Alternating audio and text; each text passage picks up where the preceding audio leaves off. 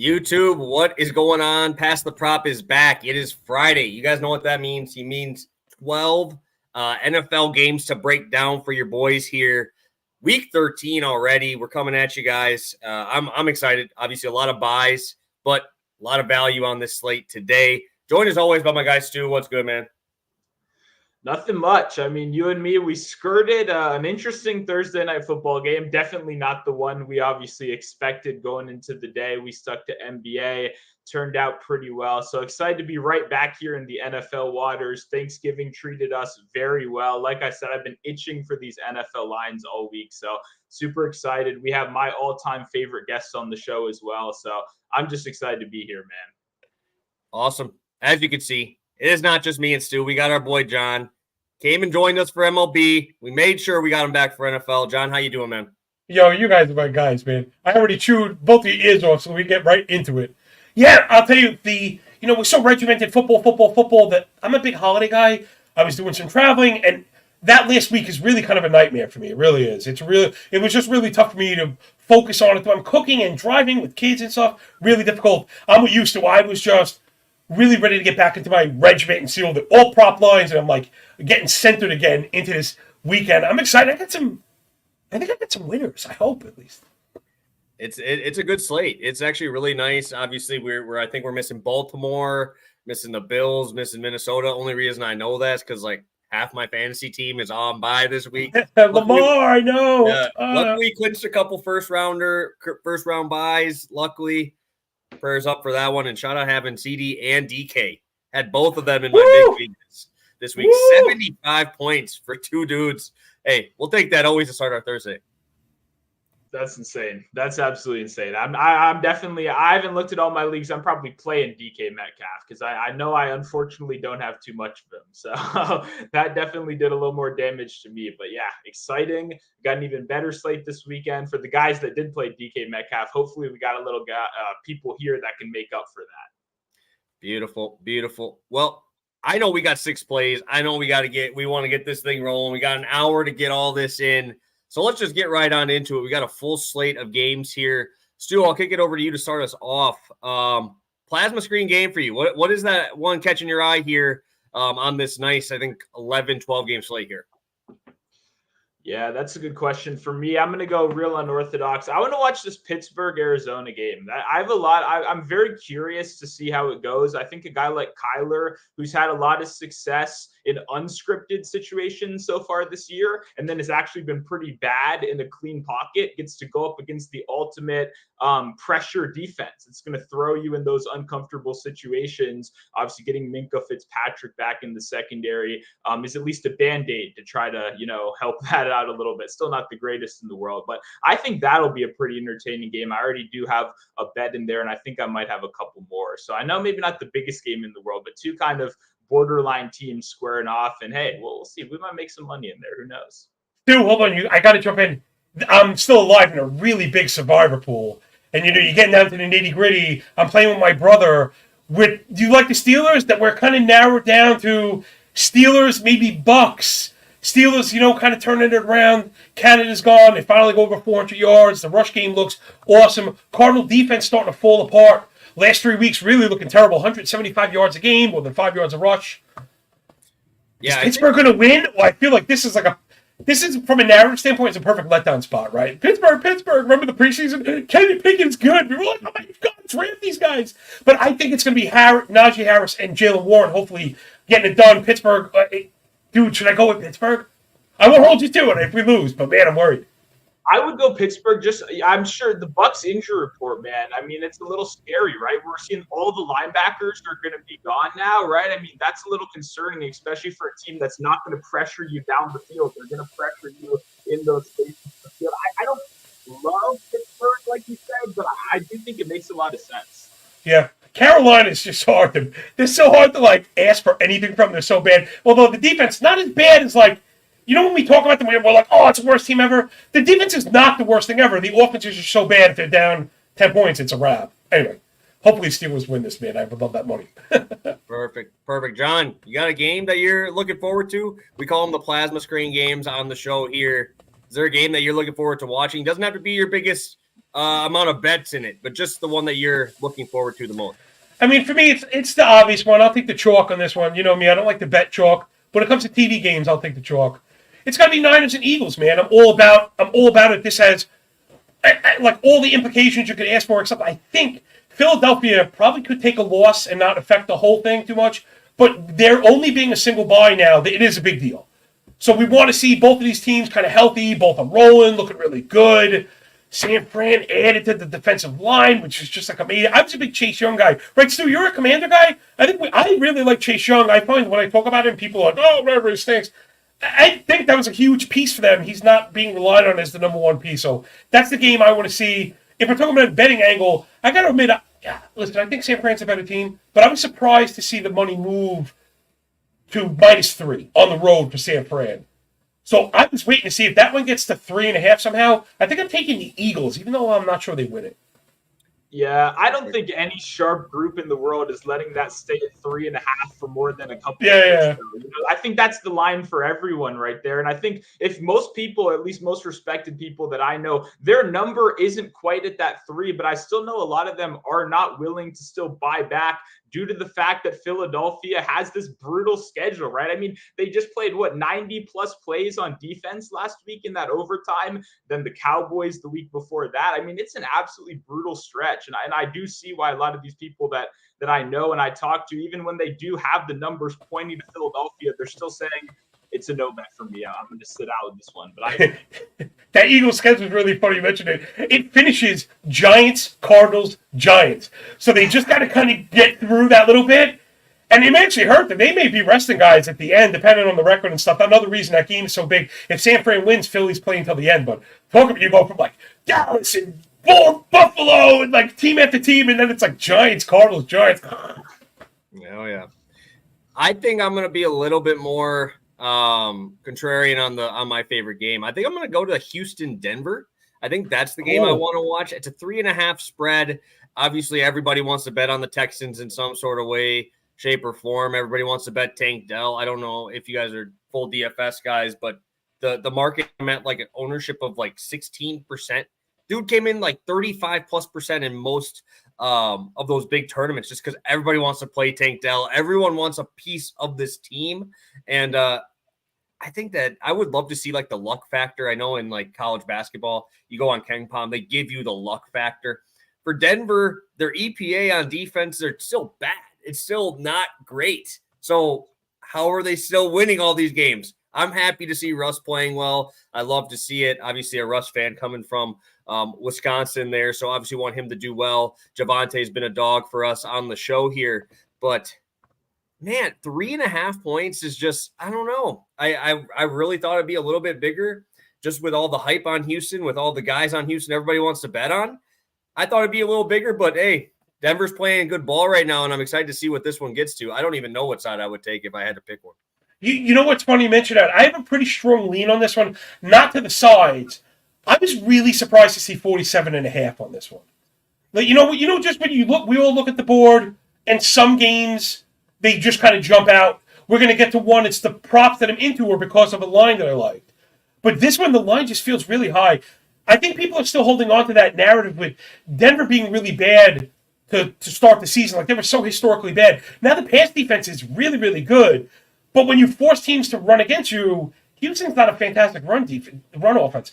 This one feels like it's going to be a rock fight. Like, I'm not sure. And listen, I'm with you, Josh. I love Houston offense is awesome. When they get in carnival games, they're off the hook.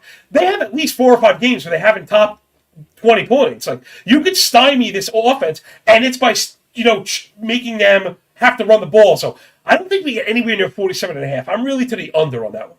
I really like that. I was actually going to mention that too because I saw that Dalton Schultz might not play. That's how you beat Denver, is across that middle spot, right? They're really soft. I don't think he's playing. No, he said not expected to play.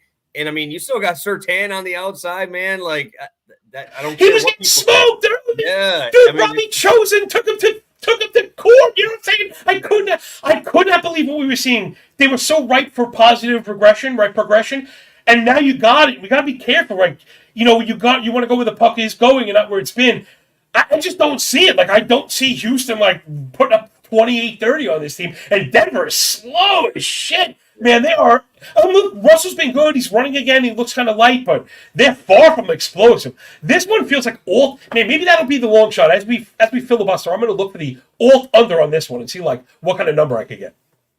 Yeah, no, I like that. I mean, transparency. My first bet of the week as well was Denver plus 3.5. I do a Sunday night show with Analytics Capper. I mean, I love the Denver. It stuck out to me. I like the under as well for the same exact reason of when you look at it, right? When you look, Texas is the worst rushing offense in football, right? I mean, they can't run block, and then the efficiency has not been good either, right? Even with this kind of new revamped offensive line. So when you have a secondary that, like you said, has actually been playing at a top 8, top 7 level over these last 6 weeks, then it gets a little bit more interesting, right? The only thing I don't like, and it's the most frustrating, I don't like being on the same side of the positive turnover variance because, man, Denver's been crushing teams in turnover ratio. And that's the one side I don't like. I normally, it's not like there's any like automatic system trends, blah, blah, blah. But if you're like a simple bettor, I think that's one of the easiest things you can do is fade teams that constantly whoop other teams in the turnover differential, right? Because that's one of the things that you can most easily point and say, there's probably going to be some regression there. But I think it's also a little bit of Denver coming back to life, seeing what we did not see for that first half of the season. So I like Denver as well. That spoils my dog of the week, obviously, but just figured I'd chime in while we were still on the topic because I agree. I like the under as well. If you haven't been watching, if you just watched that Bears game on primetime, all those screen passes, that's the exact offense Russell Wilson has been running, just to be clear. They're screen pass, occasional bomb. Javonte, like you said, it's a very slow game script. I don't see the explosive plays being there, especially when the Texans secondary has been good. The linebackers, not as much. Yeah, I think Denver is leading the league in targets to running back total and by percentage. Again, that wasn't really part of Russell's game.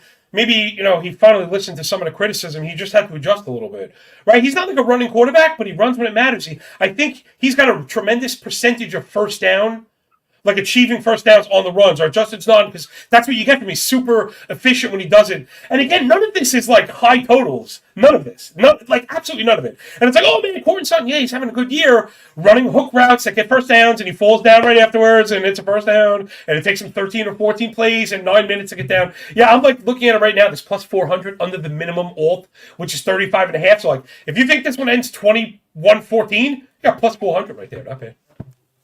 Yeah, beautiful. Love looking at those plus money spots. We love having you on here, John. We love the plus money spots. And I think we should just get it rolling. We should get rolling into these plays. We're already getting after it here. Let's take a look. I will have it kick over to you, John. You got 2 spots there in the same game. I will let you take it away. And obviously, it's going to be plus money. Yeah, that was the game that I alluded to before. Again, it's the Lions and the Saints. Lions are favored by 4. The public just like overweights these national games, right? Whether it wasn't prime time, the Thanksgiving game was during the day, but let's call it the national stage. The Lions have fallen flat a few times this year, right? Baltimore mopped them up. These things happen. Granted, you want good teams to hang in all the time. It doesn't happen. But at the end of the day, a loss is a loss. The Lions are still a very good team. The Saints are decimated, might not even be the word. Let's get into it. So Lions punish off that loss. They're a 90th percentile run game, right? So we're going to be looking at some run props. They're 90th percentile in yards before contact per rush and rush success rate. Both of those are offensive line stats. Over the last 3 weeks, the offense is humming. Guys, top 3 in points per game, yards per play, EPA per play, average drive distance, first downs per drive, and importantly, yards per rush. Plus, they haven't had a third running back touch the ball since week 6, and I think it was 1 touch. So I know fantasy heads were always looking for the bell cow back. We're at the point now in time where if you get a team that exclusively has 2 backs, you roll with them both. They are going to steamroll it. I think the -4 is short, so I'm looking for a lot more running. So give me Gibbs, 50 yards, plus 120. You know me, Justin, only plus bets around here, man. He hit it 4 of 5 games after the injury, looking really strong, and it's a low bar. Plus, we know he's really explosive and could get it in a single play.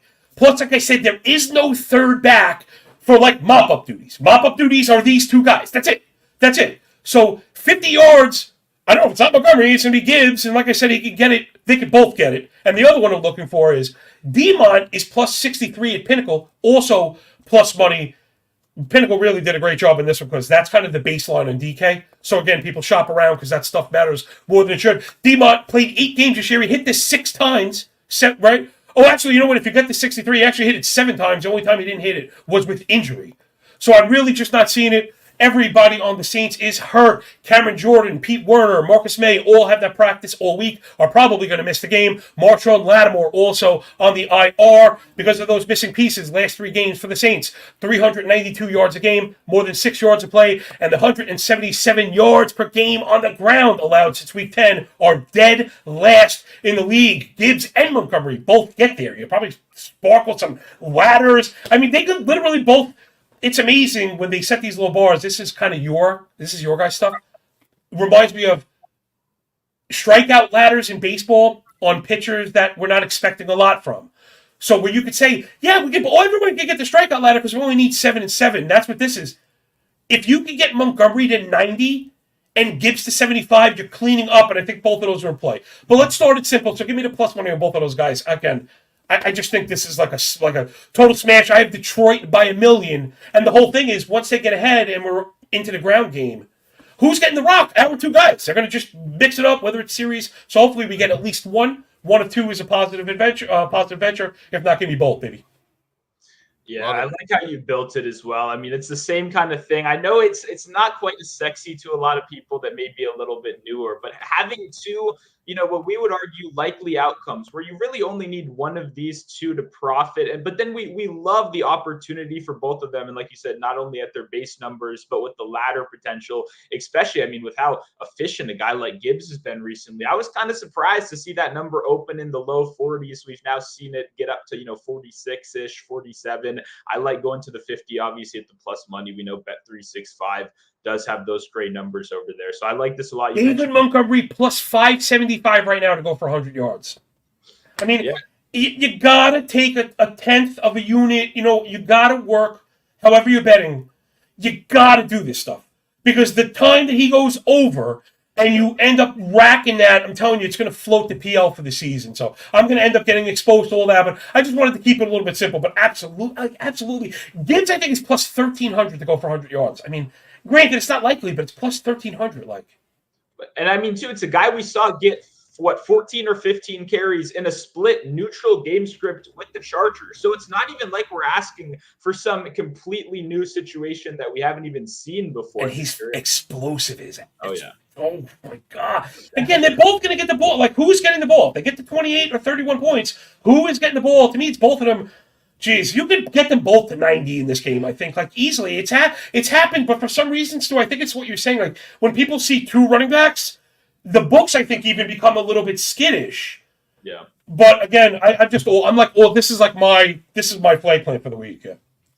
Yeah, and I like it too because you're picking an offense that's probably one of the most condensed offenses in the NFL, man. And it's these 2, Amon-Ra and then Laporta. And then you get maybe a sprinkle of Raymond, a sprinkle of Reynolds, right? You're not getting like a guy with 6 targets, right? Outside of that, maybe 1 or 2 bombs to Jameson Williams, right? You're pretty set in their ways on who's getting the ball here, which we obviously love when we're attacking multiple guys on the same team when you have a percentage like that. So I'll mix it up today, Stu. I'll go first here. I'll go first as we're both in the same game, both targeting quarterback. I'm actually going to your boy. I'm going to Sam Howell today. I'm going to be going over 39.5 pass attempts in this one. I love this Washington team, man. I never thought I'd say that, but I love how they play. I love that they just get down early. They're averaging like 7 points per game in the first half over these last couple of weeks. And when they get down, they're just chucking this ball. And I also love their defense gives up so many big plays. It's just like when Jameis Winston's in there, right? You throw a pick 6 and the ball comes right back to you and you get the ball again. 3 of their last 4 games, Washington has over 72 plays ran. Right? That is crazy, man. I mean, they just give up so many big plays. And who do we think about for big plays? Miami. You think about Tyreek Hill. You think about Jalen Waddle. Both of them over 100 yards last week. So if I'm going to know that these guys are about to torch them on the offensive side, we're probably going to see 2 to 4 minute drives against this defense and just cook them. You got Achane back. You obviously got Mostert, questionable, probably going to play. He's practicing, but they have the Q tag on him, assuming he's playing. Same thing for Tyreek, but then you got Jalen Waddle and Tyreek, obviously both very explosive guys. Also, I know Stu's a fan. I almost made him the thumbnail today. Curtis Samuel is an absolute beast for this prop, bro. He's an absolute wizard. Because you look at the last 3 weeks, right? Sam Howell, week 10, 2.5 air yards per attempt. What the hell? That's lower than I expected, right? 2.6 week 11. And then you go to obviously Thanksgiving. Hey, we let it air out a little bit and got to 4, right? And that's because you got Curtis Samuel in there running. Those are their run plays. Antonio Gibson dump offs. Those are their run plays. This is going to be tough. They're going to be behind early. You guys know I love to talk about first half scoring. Miami is 3rd in first half scoring at 16.5 points per game. Washington at 9.7 on the full season here. So if we're getting behind, you know what they're going to do. They got enough weapons. You got Dotson, McLaurin. You got Gibson as a pass catching back.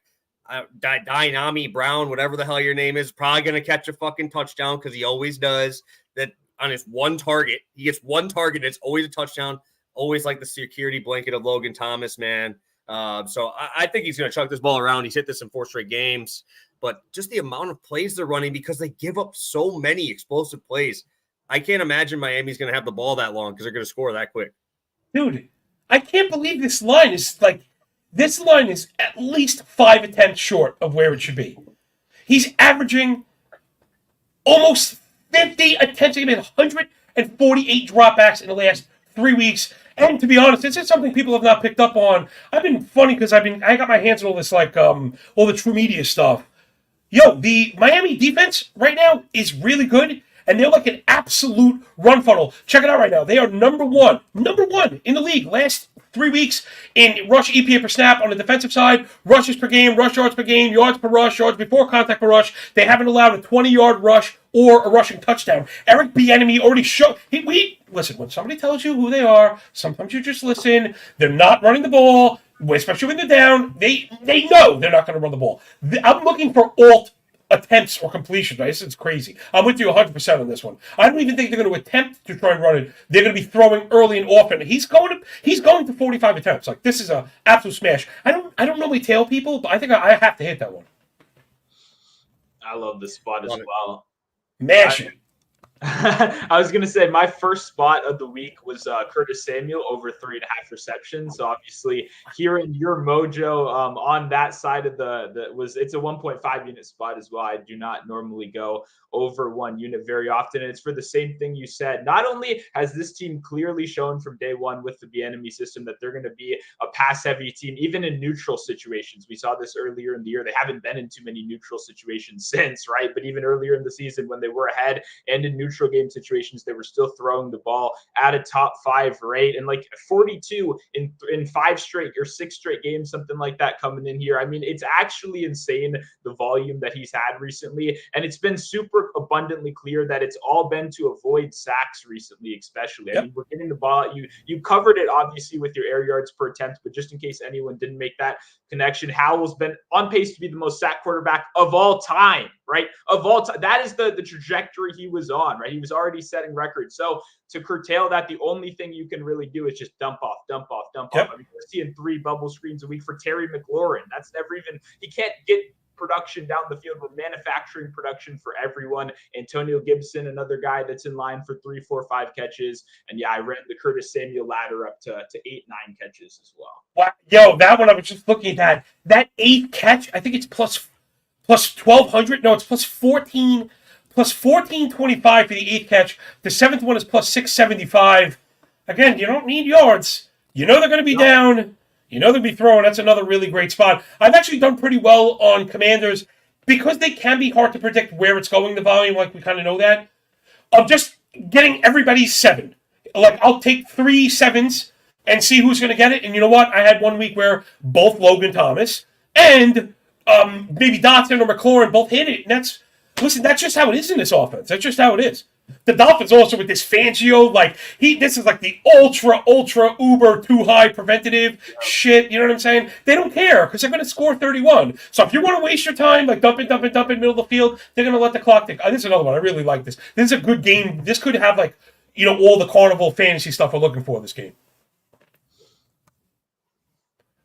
I think I have Tyreek Hill projected for 130 yards at the median, just for the record. It's ridiculous. Yeah, we don't have to get into that whole thing, but I played his ladder up to 150 yards. If I could get higher than 150, I would also get down on that as well. Sam over at FTN put out the original tweet. I quote tweeted it with my analysis on the Washington cornerback room. It's I mean, there is legitimately no one on this team that is able to even line up across him. Washington is playing 6'3" Benjamin St-Juste in the slot right now. That is their answer. Any single guy under 6 foot, no matter how good he is, has destroyed him, right? Because he's not fast. Clunky. They fell so far. The defense was good last year. Yeah, it was a plus. The defense was a net positive last year for the Commanders. Well, but if you take out a team, right, that fundamentally is rush the quarterback, and if you don't get there, then bad stuff happen. If you do get there, then we're going to be fine. And then you take out the pass rushers, then only bad things are going to happen after that. You know what I mean? There's not much potential. So I see Justin's got a little bit lag. Are you here with us?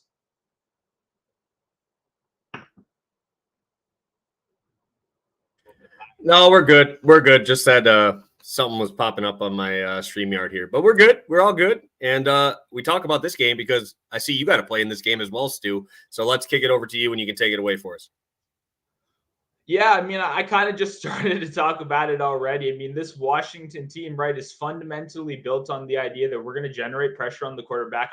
This was with Jack Del Rio. Now he is out of town. We have no clue what's going to be the new situation here. But, I mean, given the talent they have, I mean, it's one of the worst spots you could really put any assistant coach in their first, opportunity here, right? I mean, this is awful. I mean, we're depending on guys like Casey Toohill to rush the quarterback, David Mayo to guard people in coverage. I mean, these are legitimately career practice squad players, and it's like they're getting chances over first round picks because guys like Emmanuel Forbes in the secondary have been so bad that guys like Danny Johnson, who I've met at Commander Stadium, just hanging around watching the practice squad guys. But I've met him, you know what I mean? This is a guy that's I don't want to be harsh, but these are not NFL caliber defenders that we have, and we're relying on them for starter minutes against legitimate offensive players. And I think you can take a look at these last couple weeks and arguably some of the worst case scenarios, right? Dallas, Dak absolutely crushed this number despite the fact that they almost instantly had this in a blowout game script, right? Almost instantly.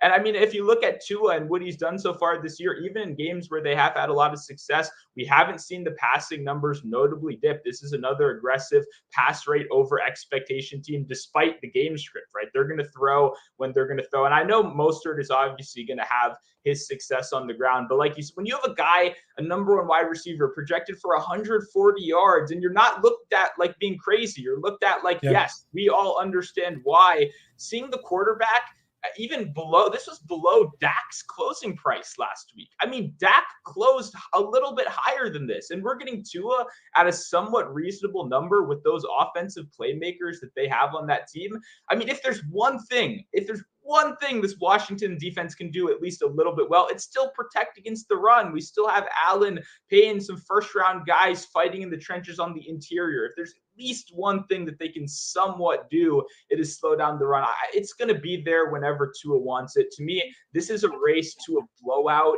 and I think I've done a bad job of maybe being too scared of those blowout game scripts and maybe staying away when I shouldn't have. But in reality, I've seen it happen so many times to this Washington defense. Obviously, the last 2 weeks are perfect examples. So I'm going to take Tua over 280.5. You can still get at 277, I believe, on Camby right now on Bet Rivers if you have it as well. Yo, man, stats back you 1,000%. Things have gone from bad to worse for the Commanders. Last 3 weeks, check this out, bottom three. The only reason they're not worse because the Jaguars fall off the face of the earth also. They're allowing 124.5 passer rating, 300 pass yards per game, more than 5 20-yard completions per game the last 3 weeks. I mean, and that's exactly what Miami's looking to do. Right off the bat, you're going to get all that, motion stuff that they've been doing. Miami likes to work east to west. They like to work laterally and create changes and transfer switches problems. And then wherever there's an opening, because now Waddle stepped up to, forget it, they're going to destroy. They should absolutely destroy the Commanders. Absolutely. I love this. I love this number. Stu, I'm with you. That's a problem I have. You know me, I'm like super conservative sometimes. I'm like, oh man, I don't know if he's going to get to 280 because if they're going to score 40 points, he's going to get to 280. Tyreek Hill is going to get 80 at once, right? He'll get us there, hopefully. And also, I just want to say, I know this may not matter to some people, but Tyreek Hill has notably said multiple times that he is actively trying to break the all-time 2,000 yards, even with the injury stuff that he ran into a little bit earlier, playing banged up. So to me, having that extra incentive to still throw the ball in situations where you normally wouldn't. He might smell the MVP, Stu, right? You know what I'm saying? I mean, if I were an MVP voter, it would be there. He's being mentioned for the first time, right? Yeah. Non-QB, what, it's been a decade at least. He's being mentioned legitimately, and he's got a great case for it. And like you say, that he must. I think that is what goes hand in hand. If you want to solidify the case for the non-QB MVP, a really great feather in the cap would be to what is it? Is it 2,000 yards or whatever the hell? It's Calvin Johnson's, right? Whatever that. I think it's a little bit over 2,000, but whatever that receiving record is. And again, you're going to get touchdowns with it and all these other metrics that are just bananas. You know, he's crazy good. I'm with you 100%. I really like this one too. This is another one too. You could probably alt this one up to 3. Like, hey, yo, Stu, 2 threw for 335 against Washington. You're like, yeah. Is that all? You know what I mean? So yeah, we could probably go up a little bit on this one too. And yeah, I just want one more thing too. Someone that bet MVP for Brock Purdy yesterday. Please don't win MVP Brock Purdy. Like my bank account would be fine, but if I had to think about this while I was betting, I mean, there's no way I am voting Brock Purdy MVP over Tyreek Hill or Christian McCaffrey. The EPA per attempt stuff is kind of taking over. I don't know if you saw. So just quickly, because I know you have sharp bettors here. So Clefto was tweeting about this. I didn't pick up on it. That of like 10 QBs in a row on MVP, 9 of the 10 winners led the league in EPA per attempt. The one that didn't might have been Cam Newton with whatever. They were 15-1, and he was like ridiculous. It was ridiculous. You know what I mean? Like, yeah, I don't think it encapsulates all the running that he did. Purdy running away with it. If you're just looking at it from that kind of standpoint, plus they're winning games. Again, another reason why the game versus Philadelphia is a big one, right? I think if he loses to Philadelphia, I think that you could kiss that goodbye. Oh yeah, but yeah. If they win, Stu, if they win, right? I think the play on Purdy is trying to front run a win against Philadelphia. Because if they beat Philly, now this Purdy case gets pretty strong. And you know what? To your point, that's probably a great time to bet on Tua. If San Francisco beats Philly, that's when you bet on Tua to win MVP. Because that'll be the lowest of odds they'll probably get for us. Yeah, no, that is so. Miss you guys. This game right here, and like you said, the EPA stat, Cam Newton, the only one that wasn't, but he crushed everyone else when you look at some of the other EPA stats that include the rushing, like you said right there. I'm not betting with my heart out here. Like I said, I hope Purdy does not win the MVP, but at a 13-1, when some of the sharper books like Caesars are down to 800, whatever, like you're getting some solid market value at a time where that never happens. And as someone that hates all these MVP options anyway, I might as well, like you said, kind of follow the numbers a little bit. Yeah. All righty. Well, we're going to have to speed it up a little bit. We got to get through the chat here and get all the stuff in for these last couple plays here. We're talking about that Niners game. I guess we can ask this. We got Hugh as the first guy in the chat. So we'll get to your question here, Hugh. Would you be betting A.J. Brown or would you be betting Devontae Smith if you're betting on a wide receiver here against the 49ers? Obviously, they have been susceptible to the passing yards, 2 receivers there. And obviously, you got Goddard back as well. Yeah, I mean, for me, it's interesting. I think they will to a certain extent, but I don't think it'll be in the way that you're typing it necessarily, in the way that it's going to be 24/7, 100%. I think, once again, the general game plan, the way, the philosophy behind the Niners defense is you want to keep everything in front of you. And with a guy like Hufanga, that they depended so much on instincts, is now out of the lineup, I think it might be a little bit more conservative safety play. So in the sense that you're looking at for some of these explosive plays, for me, I'm imagining they're doing everything they can to limit that. So I would imagine we see a little bit more conservative safety play than we're used to from this team, which could result in that happening more for downfield targets. Also, quick note, San Francisco, one of the places they will allow some work is underneath. They've allowed last 3 games, 9 receptions, 94 yards on average to the slot receiver. So I probably lean Smith. Again, Brown is, the arrow's not saying it's pointing down. He's still great, but, you know, he's kind of, it's cold right now. I want to go where the arrow is kind of pointing up. And in particular, whenever Goddard is not playing, Smith is just awesome. You know, he gets all that middle of the field work. Yeah. Beautiful. Thank you, Cashville. Appreciate it. Yeah, hit that like button, guys. Appreciate all of you guys for popping in here. Straight Sniper talking about Curtis Samuel as well. Obviously, love to see that you are on the same page as us. We got a couple guys here shouting out John, obviously Matt and Jeff in there as well. Happy to see you guys on here. If you could hit that like button, we appreciate it. Over 40 of you guys joining us, 35 minutes in. We're halfway through. We got to get these last half in here. I know we talk. We'll try to get our best in here because we want to get you long shots as well. We want to get this out here. And I know we got to get going, but we're going to get you as much information as humanly possible here. Johnny, it's like clockwork, man. Plus money spot for you. Dude, listen, it's all I do. I want to lower my need for a high win-loss percentage. Another one, quick note. That's how you know someone is a total mook when they're like, oh, you're in the sports betting? What's your win percentage? I look at them in the face, I'm like, 22%. What? Oh my God. Do you have electricity? You know what I mean? Are your kids starving? No. You know what I'm saying? That's just how we roll. It's just how we roll. It's all about ROI and, again, whatever. I just always do everything differently. All right. Here we go. We're going to pick on the Chargers. That's been a good place to go all season. Things are falling apart for them again. I'm into trajectory. Arrow pointing down for the Chargers. Also, arrow pointing up for my boy, Ramondre Stevenson. Sometimes life is about regression, positive regression, and the like. Why am I very good at being a fantasy analyst? I take all the very best players, and when they stink at the halfway point, I say, that guy's going to be good. Toby Pollard's going to be good. Ramondre Stevenson's going to be good. These are great players. And now the usage has been there. He's had 20 attempts each of the last two. The play I'm looking for, sorry to bury the lead, it's 75 rush yards at plus 175, which I think is a absolute misprice. So 20 attempts each of the last two, 75 yards each of the last three in that span when we saw the kind of takeover of the backfield plus the injuries to the receiving core and the Patriots finally understanding the offense should run through Ramondre. 91 rushing yards a game, 5.5 yards per carry.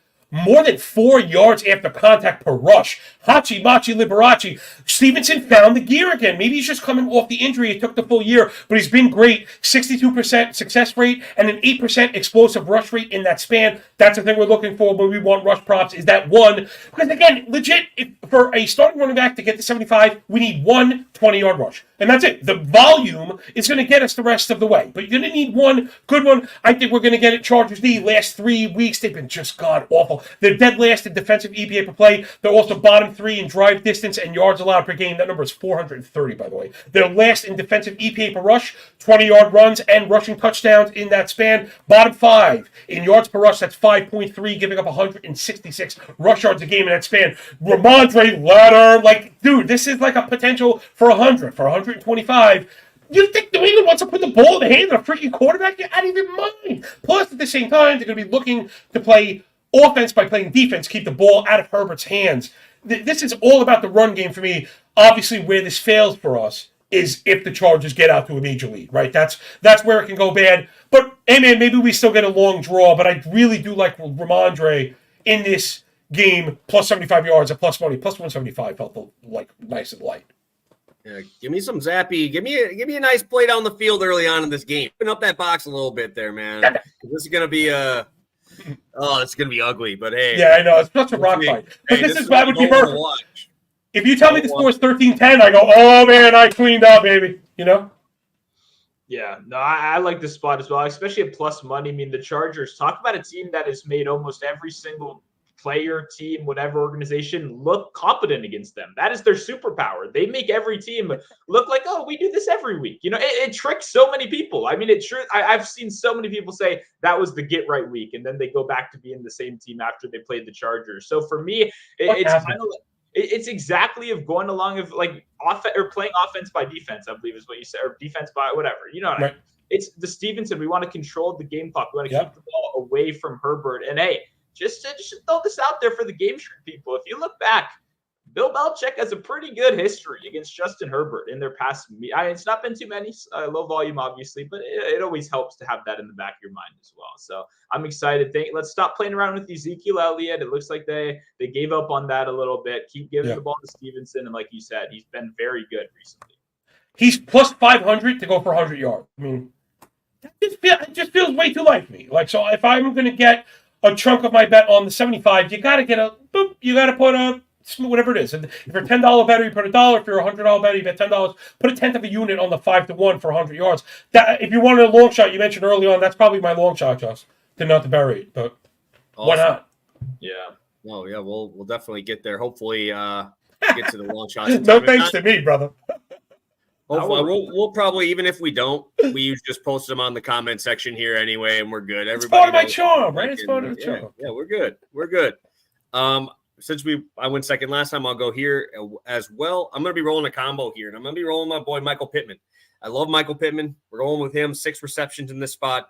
Obviously, we talk about Tennessee being a pass funnel team, and I think this is the exact spot for it, right? You got no Jonathan Taylor, most likely, right? I think he said doubtful. Not sure if I think he's 2-3 weeks.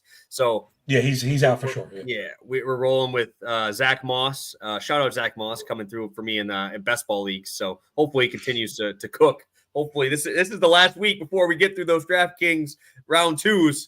We need him to go off this week, but. Love Michael Pittman here. The target share is just absurd with Gardner Minshew. I love it, dude. I absolutely love this with Minshew behind center.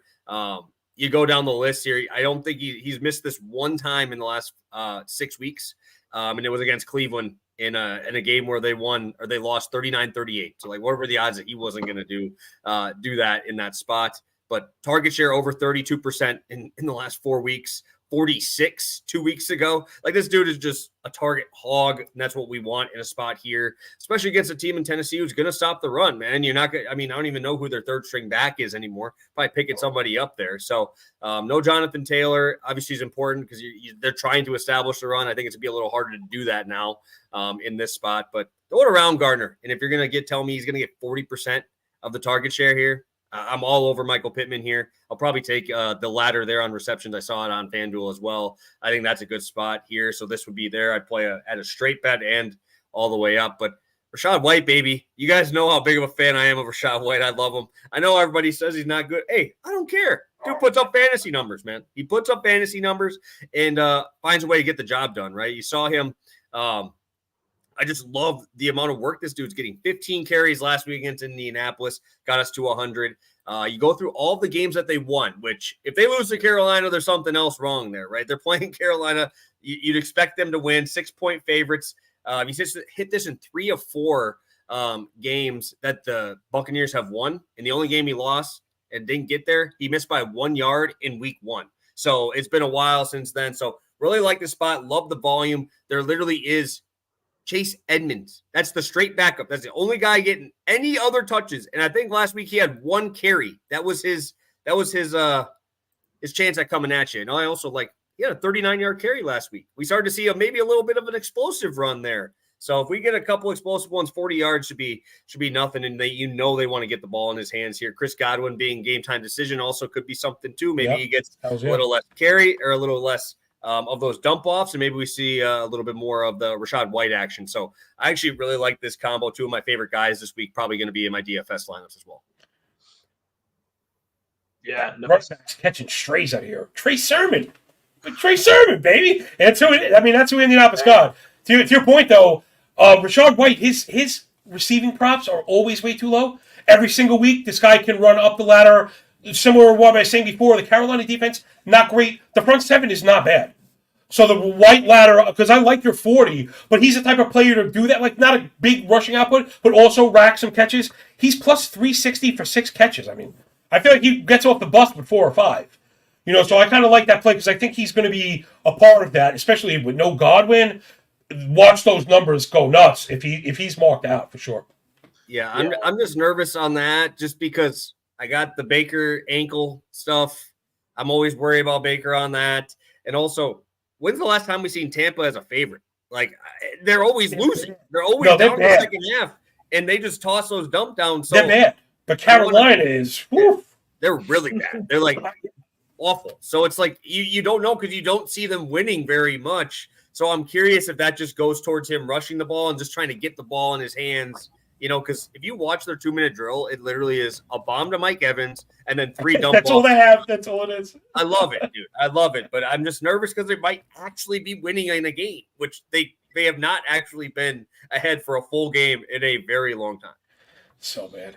Oh, God. Yeah, and 2, at the beginning you allude to people not being Rachaad White fans. That would be me, obviously, if it wasn't clear, But I truly think this is an interesting time where I think we're going to look back at this and go, were there 8, 9, like 10 mediocre running backs starting every single week that you could bet under to? And the answer is been yes so far this season. Like I can't ever remember a time where I've cycled White, Madison, these guys that are just getting this volume and doing nothing with it. But the volume is the important part. And I came into this week, same thing. I do not like Rachaad White. Great receiver, right? Number one open score, I believe, out of any running back in the league right there. Great at getting open, yards after catch in the receiving game. He's simply just not a very talented between the tackles runner. But this coaching staff is one of the dumbest in football, which we've also talked about multiple times this year. And they have not gone away from their top 5 run rate on first down all year long. No matter what their skill set is, they're sticking to their guns. They're playing their same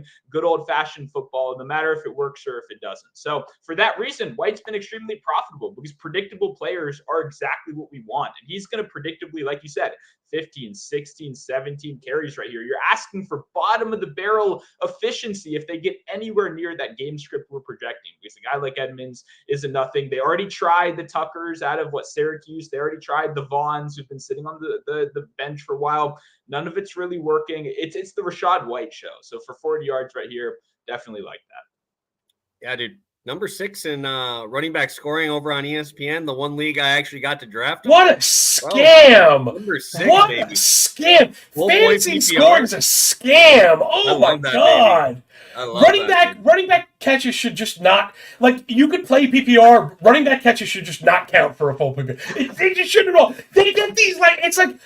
Oh, it's just unbelievable. Guys with 7 catches for 13 yards and ended up, that's good for a touchdown. You know, oh my goodness gracious. Oh my God. But while it's there, that's how you do it. You nailed it, man. He's such a part of the offense. Stu nailed it. They have nobody behind him. They've tried it. It's always failed. Right? We thought for a second, maybe last year, Keyshawn Vaughn would be decent. It hasn't panned out. But they got nothing between the tackles. But like I said, I still think you get your 40 because the game script lends to the Tampa stuff. But I don't think they're going to be running the ball a ton, or like successfully. They can't, Yeah, no, it's just, I mean, he could get 20 carries in this That's game. what I mean. That's where you guys are totally right. That's why it's a good count. Just gotta fall forward, buddy. Just get to the line and fall forward. The fact that he's going to get 18 carries and it's at 40 yards is kind of sick, to be honest. It is. Like, that's way below a replacement level player. Like, it's not even close. It's not even close. It's very That's what I'm strange. saying.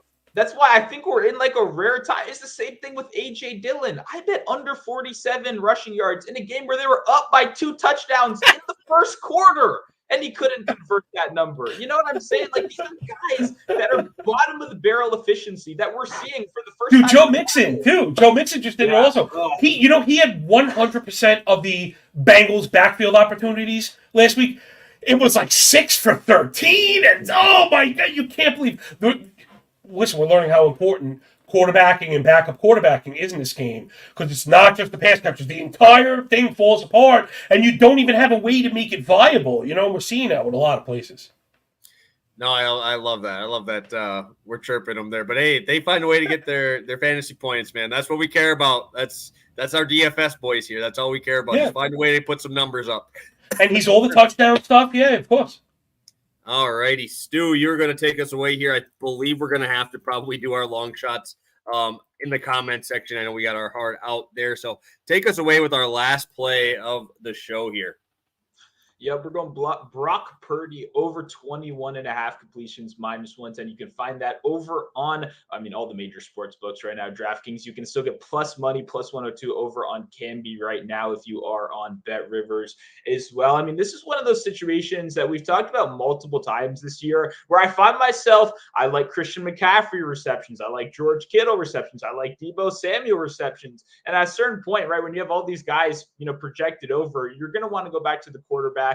And a lot of that for me comes down to the fact that Kyle Shanahan is one of the best game planners. I think he's the best game planner, offensive game planner in football. I don't think too many people are going to come back and argue with me there. And it doesn't take a Kyle Shanahan level genius to see that you pretty clearly attack this Eagles team over the middle of the field. You take advantage of the lack of depth at linebacker. They have some pretty good outside cornerback play, although we have seen that regress so far this year to the point where the slot corner play has been so bad where they were even tangling Bradbury in the slot a little bit. They're trying to play around, see if they can fix that.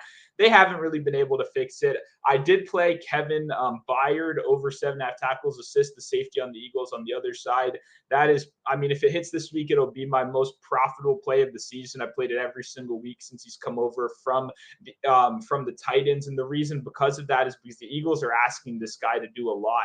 And the reason I like that play so much correlates to why I like Purdy so much is that the plan of attack is going to be short and over the middle. And that's what the plan of attack always is for the most part for this team, except when you see a real cover 3 heavy team, and then we tend to let Ayuk cook in those situations. But outside of that, we see a lot of short yardage completions, a lot of high percentile stuff to Christian McCaffrey's, to the Deebo Samuels of the world. I think George Kittle is in store for a really good game, someone that we talk about playing ladders on. For me, he's, proven to be one of the most explosive guys at the tight end position in terms of yak before. I think exploring a ladder for him would be very, very interesting as well. So I think we're just going to see a lot of short yardage completions right here. This is an Eagles team that we've talked about plenty of times so far for the same exact bet. Their rush defense is one of the best in football, if not the best in football. Obviously, shout out Jalen Carter down there. I know he's manning a lot of defensive rookie of the year tickets for a lot of people out there as well. So we'll see how that finishes up, but it's been a phenomenal rush defense. We know even then, Christian McCaffrey and this team, I still have them over 16, 17 rush attempts here. It's not like it's going to be one of those things where they suddenly fully shift their game plan to the pass. I just think we see CMC super involved in these short yardage situations. I think there's going to be passes galore, and I honestly see this as more of an over game. I don't have a lot of confidence that the Eagles are going to be able to defend in this game, to be completely honest. I think this, I called that at the beginning, 1-2 over on Bet Rivers. Would definitely play it if you have access to that book. So love Brock Purdy in this one. It's pretty simple. It's something we've done a lot this year. Great rush defense, pass funnel. Let's take advantage of those high completion, short yardage passes and get the job done. Philadelphia's allowed the most completions last 3 on the season. I think it's 26 a game. Yep. I guess the thinking is, like you mentioned, that San Fran really hasn't been like a high-octane passing offense, but I really like the cap because I like, again, trying to go where the puck is going to be, not where it was. And I think that's really the answer. You want to avoid the front 7. And Christian McCaffrey is a perfect example of a player that you don't care if he gets it between. He can run between the tackles, but you don't need to force him between the tackles. He's just as good, if not better, outside with a little bit of space. So I think he's the key player for you, Stu. I think you get there on McCaffrey's back because I think he catches 6 balls off the bus in this one. And all of a sudden you're not looking at 22 anymore because San Fran's going to look to make that an extension of the run game. So I really like this one too. I think it's a few completions short. I'm with you with the over as well. I'm 100%. We're fully in line with this one. I'm overall for sure. I love the Shanahan offense for the sheer fact of the motion catch, pitch it right in front of you. Hey, counts as a completion. Do that ball about 2 feet. Counts as a completion though, and that's a run. That's counted as a run game. I love that. Scam. Hey, scam artist. Mahomes was doing it too, right? Mahomes seemed like it's a passing touchdown. Oh, yeah. What? Yep. Oh my God! What a scam!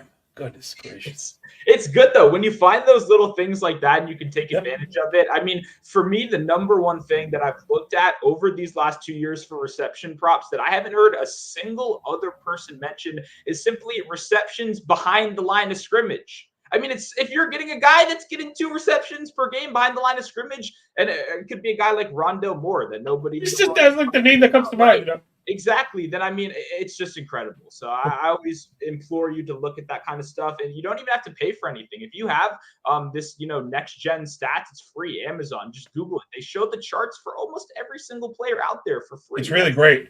Yeah. So definitely take a look at that. And I love beautiful. Let's go. Beautiful. Well, I know we got to get a move in here. I know John's on to a new adventure here shortly. So we want to make sure that we are going to get through all of our recap here. Again, John kind of mentioned his Ramondre being the one that you could ladder up for his long shot. Me and Stu will put others in the comment section, like we always do when we run out of time here on the show. But let's go through our quick recap here, and we'll start off with you, Stu.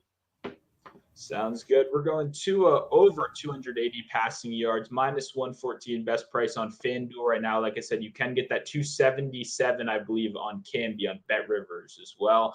Brock Purdy, over 21.5 completions in America's Game of the Week, minus 110 on all major books. Beautiful. Johnny. Me, both Lions running backs, Gibbs plus 50 is plus 120, bet 365. Demont plus 63 is even money at Pinnacle. I think you could take each of those up one step for sure. And the last one was Ramondre plus 75 rushing yards. That's plus 175. And I think you should a smidge of plus 5-1 at 100 rushing yards again against the Chargers. Beautiful. And then I'll finish it up here. Sam Howell over 39.5 pass attempts, minus 108. And Michael Pittman, 6 receptions, comboed with Rachaad White, 40 rushing yards, minus 114. I built that one over on FanDuel. Stu, what do you got for the people before we head out? We got to get Johnny out of here. What do you got? Yeah, I mean, I already got some long shots out there. Some posts on Twitter. I played Najee. I played Curtis Samuel. So both those guys are guys that I played for long shots as well. So if you like a Najee Harris, you can go check out my write-up already. I played 100 yards there. Curtis Samuel, I played the ladder reception. So if you're looking for something right now, got you covered right there. But yeah, busy week. Obviously, a lot of stuff out there for me. It's been a very successful. I'm past the prop over these last couple weeks. So appreciate you guys tuning in, leaving those likes when you can. And yeah, I mean, we got a legendary guest right here, John. I always appreciate it. Come on, man. Love you guys. I'm rooting for a world where we can do this once a week. Oh, baby. So give it to me. I really want that to happen. So one of these days, who knows who's watching? Manifest it, my man. We're going to manifest it, baby. But listen, the way you guys work, trust me, the doors are only going to be opening for you two. I say it all the time. You guys are a 1 + 1 = 3 operation. It's a truth. The way you guys connect with each other, but agree, but are willing to disagree, plus money stuff, really sharp. You guys are it, man. You guys are it. I'm really proud to kind of be part of this thing about it. You know what I mean? Yeah, we love having you. I'm sure we'll try to get you on, if not before the end of the season, maybe in the playoffs, maybe some NFL playoff stuff. Yeah, absolutely. Anytime, baby. Let's go. So we always appreciate having you on, man. We have Johnny's Twitter down below. I'm assuming if you're following us, you're probably check it out anytime, baby. Make sure you go check out over there. Obviously, articles and all this stuff there. Obviously, love following your baseball stuff as well. Thank you, man. Appreciate that. As a DJed baseball man myself, I always love seeing that as well. Can't wait. It's coming. So, before you know it, man. Before you know it. It'll be here soon, but I'm excited. Obviously, have a ton of stuff out as well. Put out my college basketball stuff for this morning already. We're rolling on all that. We're coming out for some more NFL. But hopefully we'll be able to chop it up again soon. Obviously, we love having you on, Johnny. And Thanks, we always appreciate it. I know we got to get you out.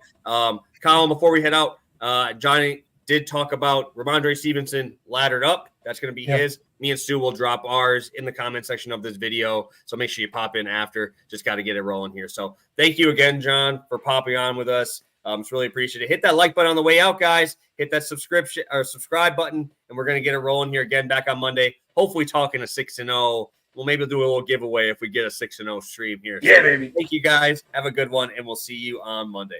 I'll talk to you soon.